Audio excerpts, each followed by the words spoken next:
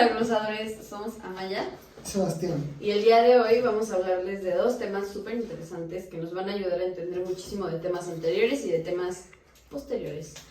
Vamos a hablar del Jus y el Fas y la secularización del derecho. Y también es importante recordar dónde habíamos dejado los temas en torno al derecho y a la religión y a los dioses que se han analizado y tocado en los otros videos, ya que vamos a empezar a entender cómo estos mandatos que daban los dioses empiezan a tener forma en el Fas, en ese sentido en el Fas, y cómo se va secularizando y separando esas deidades del derecho. Justo. ¿Me puedes explicar un poco qué es el Fas? El Fas representa el derecho divino, es decir, lo correcto y permitido según la voluntad de los dioses. Esto lo podemos ver en Roma con el dios Júpiter y los juicios de Dios, que es cuando las personas juraban ante Dios que no habían hecho el acto por el que se les estaba acusando, y pues uno podría pensar de que, pues eso está muy poco legítimo, pero en ese tiempo pues sí tenía como una validez jurídica, ¿no?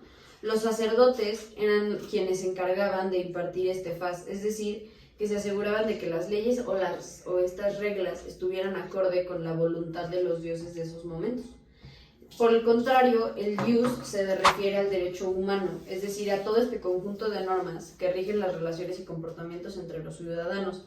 En el Jus, pues, podemos ver que en Roma primitiva sí estaban vinculados tanto los principios religiosos como las leyes humanas, las normales, y posteriormente fue cuando se empieza una separación gradual y se genera un sistema legal más secular y el Jus adquiere un papel más prominente. Es importante recalcar que, para ciertos doctrinarios, el Jus y el Fas no se daba como una contraposición entre la ley humana y la ley divina, no era como que chocaran, sino era no tal cual lo mismo, sino pero se complementaban, era licitud, determinaban la ilicitud o la licitud de un acto o de un comportamiento, que en la Roma antigua se trataba de diferenciar entre los criterios. No era como tal que la ley divina te castigara, sino que esa ley divina le daba sentido a lo ilícito o la ilicitud de un acto en concreto.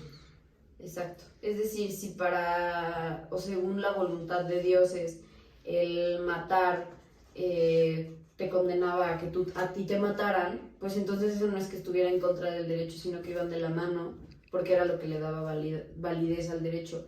Y después de esto podemos ver cómo entra la secularización del derecho, que es justo cuando se va haciendo una separación gradual entre lo religioso y pues el Estado en sí. Y se trata de un sistema legal basado en principios seculares, como pues la razón, la justicia, los derechos humanos. Y es cuando podemos ver que empieza este desarrollo de leyes civiles. Y esto forma parte de... el Fas va a ser como lo que construye al Jus Divinium, el cual era como... el objeto del Jus Divinium era las relaciones de los hombres con los dioses. Y el Jus como tal crea el Jus Humanum, que son las relaciones de hombres entre sí. Entonces esto va a ser como donde va a acabar derivando el Fas y el Jus, en el Jus Divinum y en el Jus Humanum.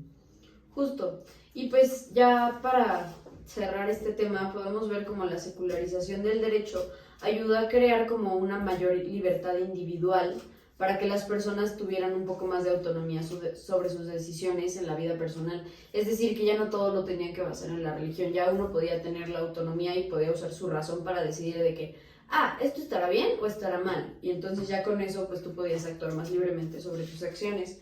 Además, justo por esto genera una igualdad ante la ley. Ya no había como, porque sí se les daba como ciertos privilegios a quienes conocían más sobre religiones.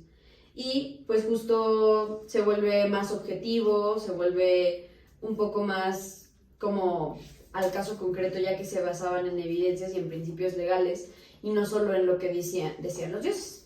¿Algo más que quieras añadir? Pues nada, que justamente, ya que se desliga, ya sé que se seculariza el sentido religioso en el Jus pasó a significar lo justo, es decir, el orden jurídico socialmente admitido y formulado por los que saben de lo justo, los jurisprudentes. Entonces, creo que una conclusión a la que se podría llegar es que si bien en algún punto el FAS formó parte de también un derecho al crear el Jus Divinum, con todo esto que el poder político de Roma se fue aceptando en noción de Jus como derecho, un derecho que se crea por los hombres y para los hombres y que se pone bajo el amparo de órganos magistratuales, se llega a esta definitiva secularización del FAS dentro del Jus. Entonces quitamos lo religioso para empezar a llenarlo de las relaciones entre y se hace un comunes. derecho un poco más razonable, más justo y más equitativo. Y que, pues, que justo que tienen como principal objetivo, bueno, no, es que no es objetivo, no. O sea, cuando tienes algo como los principios que llenan los estandartes, ¿no? Tienen como principal objetivo buscar lo justo.